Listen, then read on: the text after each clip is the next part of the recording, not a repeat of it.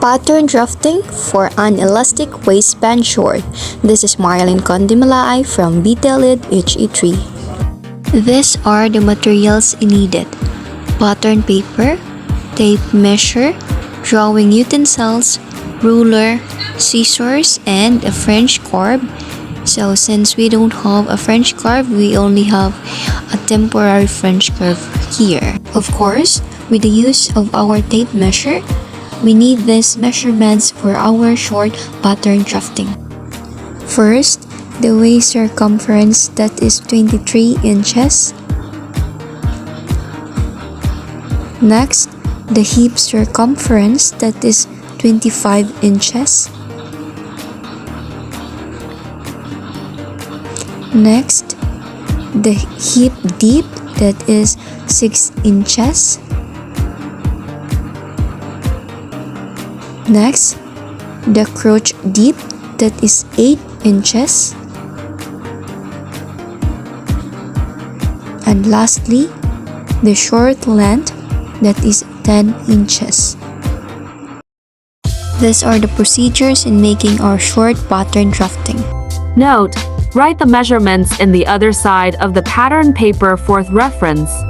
First, draw a horizontal and vertical line at right angle with each other. Measure from the top about 1 inch down. This is the space where you will have your elastic for the waistband. Second, measure from the top of that line down the length you want your shorts to be. The length of this short is 10 inches. Make an across bunch of marks and using a ruler connect all the lines using a horizontal line. From that horizontal line, mark another 1 inch space. Third, measure and mark your hip depth. Make marks and connect them using a ruler.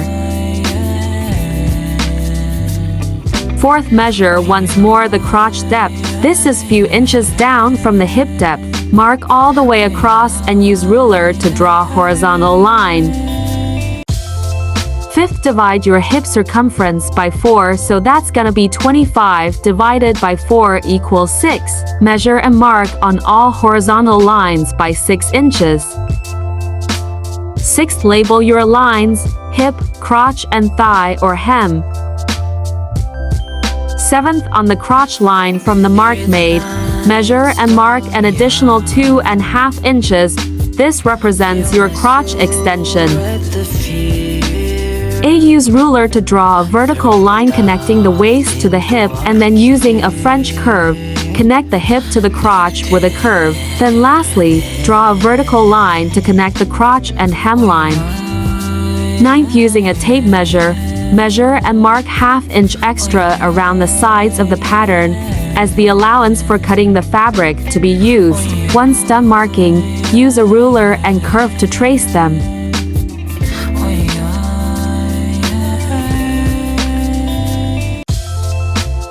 Add additional ½ inch on the top if you won't be using a serger. This is what basically folded to hide the raw edges before inserting the elastic. 10th, label the pattern to make it clear. Write the style of the short, the extra measurement, and indicate how many pieces to be cutted, then cut the pattern from the paper. 11th now is for the back part of the short. Place the front pattern over a clean pattern paper. Trace all around this pattern using the ruler. The difference between the front and back pattern is that in the back pattern you are going to extend from the crotch line about 2 inches using a vertical line and connect the inseam line with the newly made crotch line using a French curve. 12, once done tracing, remove the front piece and label the pattern, the back half of the shorts. Indicate as well the style, the numbers to be cutted, the allowances, and the size of the pattern. 13th, lastly, cut out the pattern. Finally, you now have the front and back pattern of an elastic waist short.